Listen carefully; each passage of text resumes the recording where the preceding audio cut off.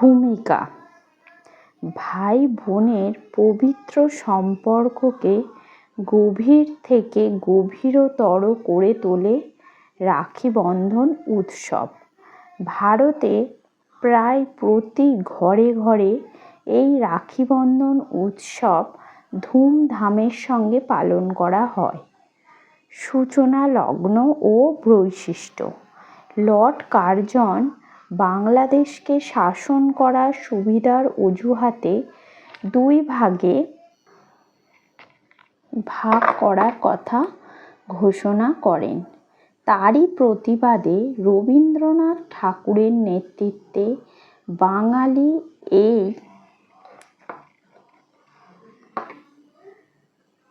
রাখি বন্ধন উৎসব পালন করে। শ্রাবণ মাসের পূর্ণিমা তিথিতে এই উৎসব পালন করা হয়। সেই কারণে এই পূর্ণিমাকে রাখি পূর্ণিমা বলা হয়। এই রাখি বন্ধনের মধ্য দিয়ে বাঙালির জাতীয় ঐক্য দৃঢ় হয়।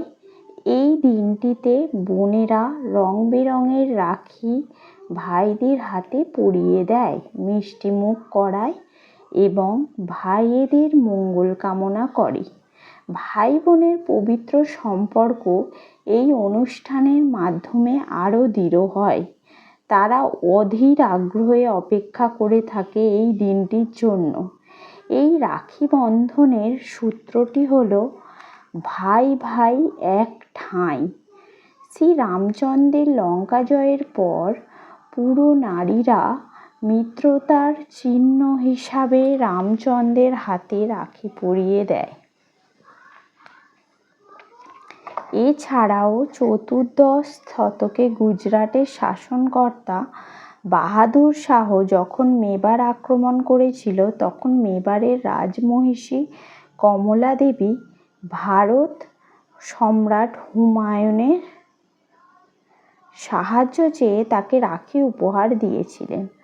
1905 সালে কবিগুরু রবীন্দ্রনাথ ঠাকুর বঙ্গভঙ্গ রোধ করতে এবং হিন্দু মুসলমানের মধ্যে ভ্রাতৃত্ববোধকে সুদৃঢ় করতে হিন্দু মুসলমান সম্প্রদায়ের হাতে রাখি পরিয়ে দেন। তারপর থেকেই ভারতের প্রায় বেশিরভাগ অঞ্চলেই এই রাখি বন্ধন উৎসবটি আনন্দের সঙ্গে পালিত হয়। উপসংহার: তবুও বাংলা একদিন ভাগ হয়ে দু টুকরো হয়েছে। ইংরেজরা ভারত ছেড়ে যাবার সময় ভারতকে দু টুকরো করে দিয়ে যায়, কিন্তু রবীন্দ্রনাথের বাংলা আজ আবার নতুনভাবে মিলিত হচ্ছে। তাদের ভাগ করা যায়নি, তাই রবীন্দ্রনাথের রচিত সঙ্গীত দুটি দেশেরই জাতীয় সঙ্গীত। এই রাখি বন্ধন উৎসব তাই এক জাতি এক প্রাণ এর উৎসব।